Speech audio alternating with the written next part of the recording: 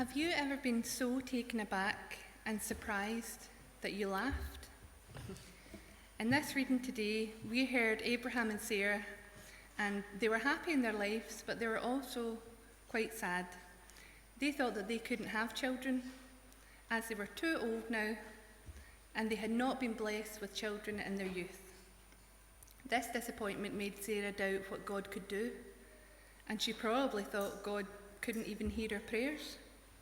So when God came to them and said, "I promised that Sarah would give birth to a baby in 9 months," she didn't believe him, and she laughed in disbelief. But just as God said, 9 months later, Sarah gave birth to a baby boy. God's promise had come true. Sarah had laughed at this promise to begin with, and why do you think Sarah laughed? Well, I think it's because this message was so unbelievable. In the Bible, it says that Sarah was 90 years old enough to be a great-great-grandmother. So surely she couldn't have a child of her own. God could not do that. But we know nothing is impossible to God. And God asked Abraham why Sarah was laughing and says, "Is anything too hard for the Lord?" How amazing is that? That whatever God promises, he will do, even if to us it seems impossible. So throughout the Bible, God makes these kinds of promises to us. And what I've done, I'll need some help from some of the kids in the audience, or the older kids. I have placed some promises made by God and the outcomes of these promises around the church. So please, if you could stand up and help me find 6 pieces of laminated paper and bring them down the front. Now they should look like this piece of laminated paper on the whiteboard. And let's see. Now Chaz is going to help me with this as well. He's going to take these bits of paper and we'll see if we can match them. Brilliant. What have we got? Yep.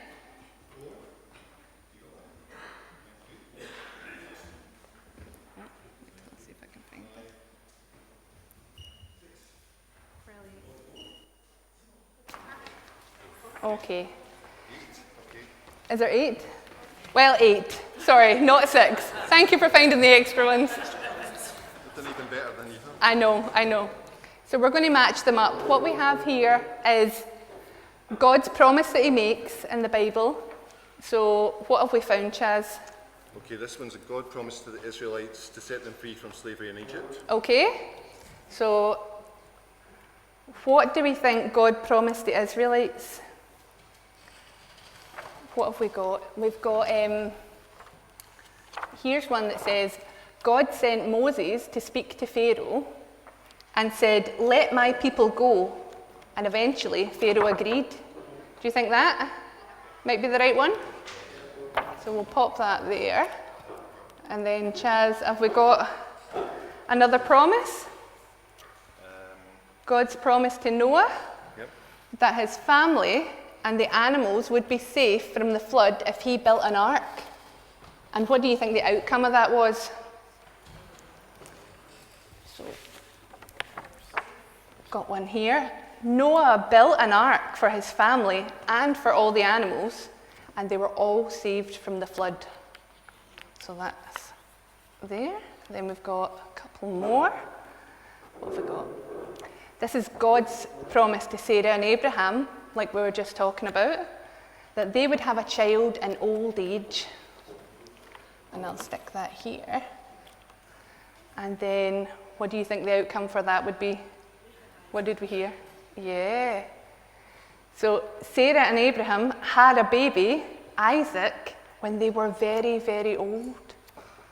So, and then the last one, what have we got? This is God's promise to Mary, that she would have a baby and that he would be the saviour of the whole world. That's a big promise. And then what do you think the outcome for that was? Yeah. So God gave Mary a baby boy, Jesus, the Son of God and the Messiah.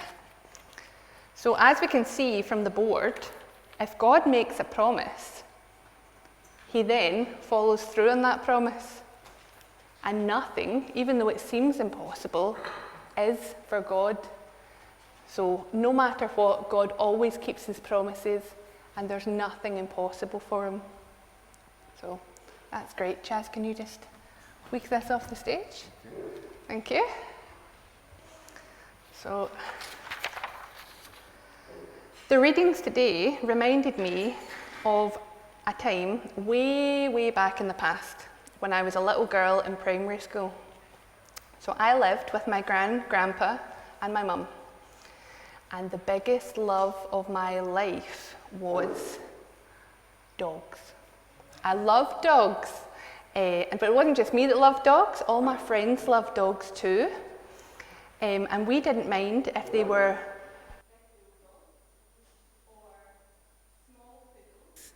yappy terriers or cuddly, fluffy golden retrievers. When we weren't in school, me and my friends, we formed a dog walking group.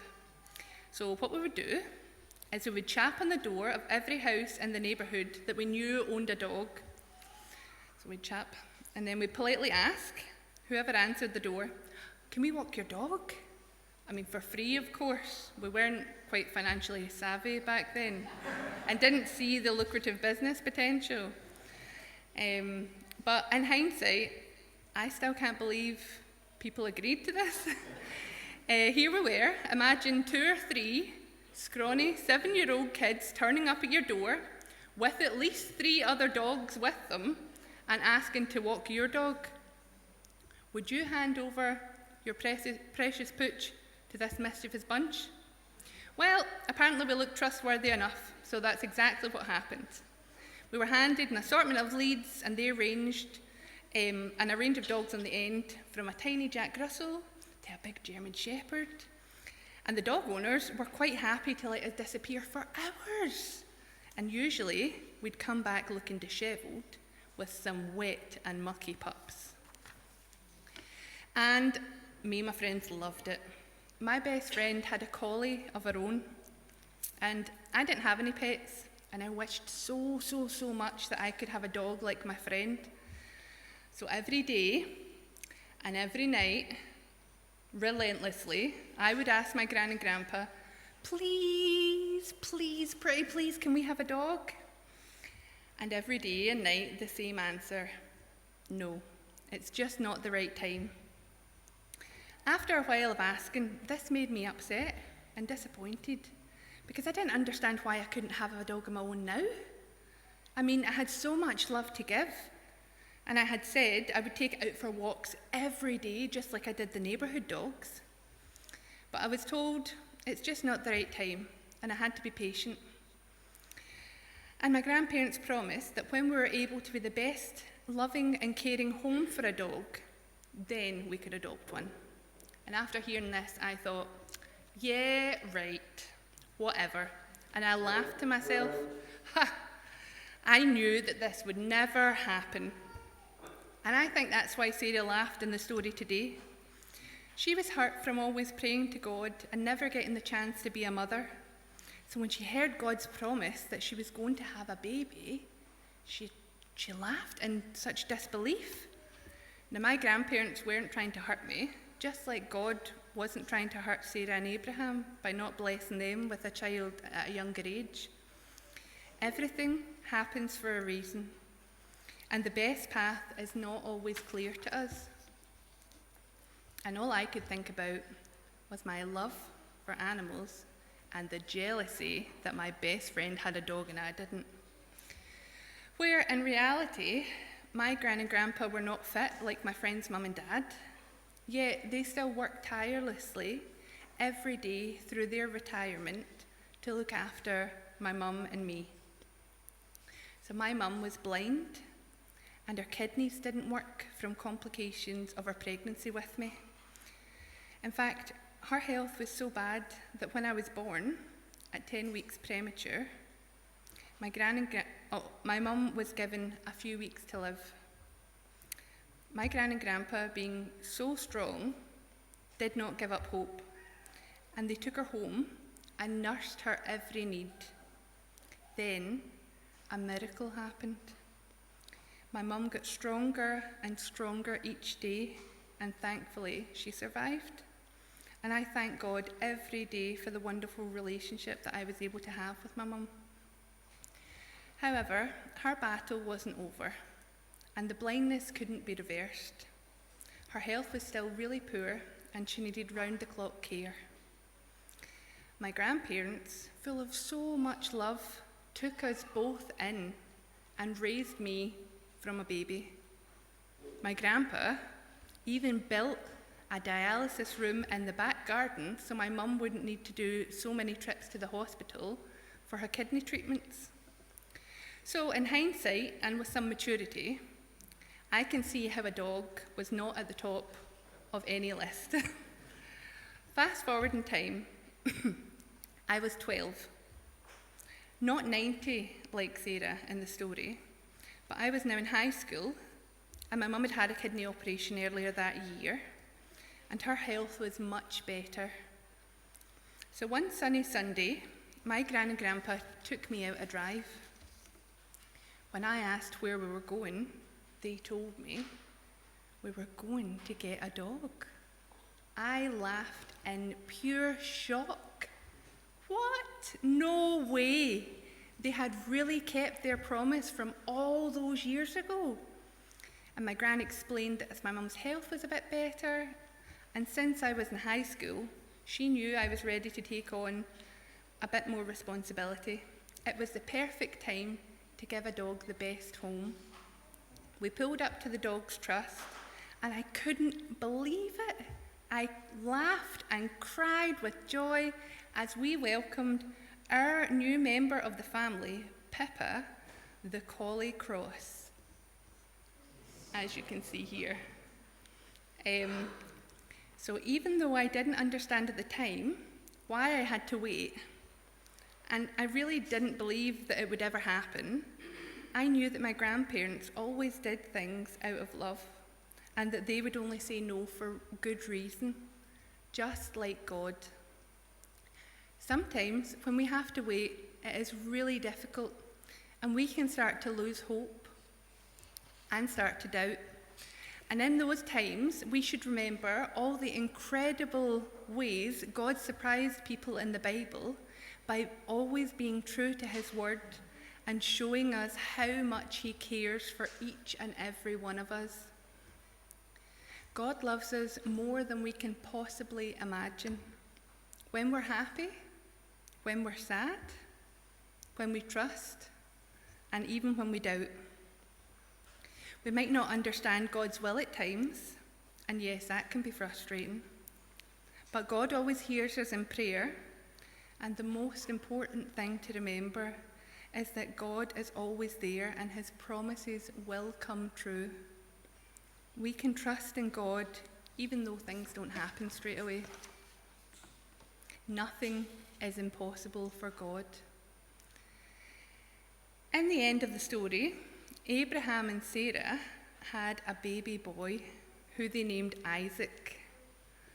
And this is a picture an artist has done of Abraham and Sarah. Sarah and Isaac. So in Hebrew, Isaac actually means the one who laughs, which is very fitting to the story. As Sarah's laugh of disbelief at the beginning of the story became the wonderful laughter of joy and thanksgiving at the birth of her son. We can always trust God's promises, even when it's hard to imagine how things will turn around. Now, speaking of things hard to imagine, Emma has kindly volunteered to help me demonstrate the power of a promise and to see if I can keep my promises like God always keeps his. So we'll see how this goes. 2 wee seconds till I I'm going to need some help from the kids again if you want to come up and sit around beside Emma. Anybody that fancies? So what I'm going to do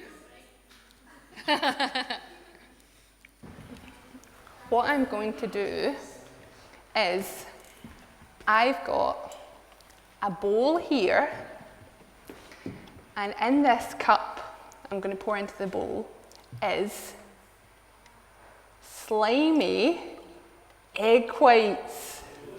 Oh, look how slimy that is. Now, I'm going to tip this bowl over Emma's head. Yep. Does that sound like a good idea? Yeah? Do you think I'm going to be able to do that and not get Emma covered in egg? Okay, Emma, I promise that I'm going to tip this over, the kids are going to help me tip it over your head, and you will not be covered in slimy, yucky egg white. Okay? So for this, we just need one more thing. So 2 wee seconds.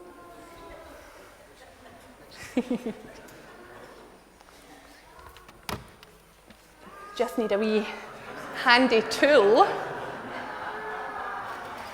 And if I could get, does somebody want to come and use the whisk?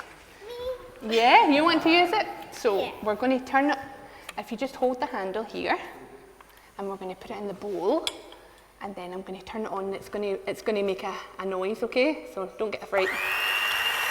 And we're going to mix that. Just keep mixing. So we're going to do this for a wee couple of minutes.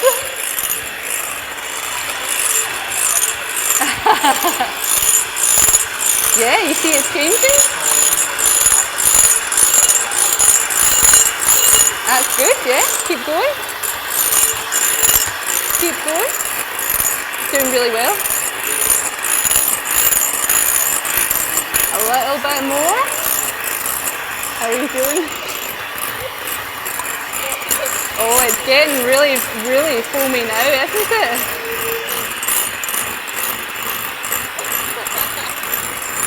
What if I turn it up higher? Whoa, that's good. There we go. Right, will we try it now? Okay, so with a little help from my trusty whisk, we have whisked up some eggs. So let's see. Let's see how this goes. Now, who wants to tip the bowl gently over Emma's head? Okay, so really gently, you're just going to do one. You help. Okay, 1, 2, 3. Wow! Brilliant! Thank you so much for helping. That was great. Oh, fantastic. Now, maybe that wasn't what you expected. Just like Sarah didn't expect God to keep his promise about having a baby. And she probably felt as much joy as Emma feels right now, not having egg all over her head. So, God might not always keep his promise in the way that you might expect or pray for, but he always acts in a way that honours his promises and reflects his love for us all. This story is a beautiful example that God's promises can change the disbelieving laughter of those who do not see his love and power because of pain, disappointment, or other negative experiences. But in the end, God always fulfills his promise with love and kindness to bring the laughter of joy to us all. Thanks be to God.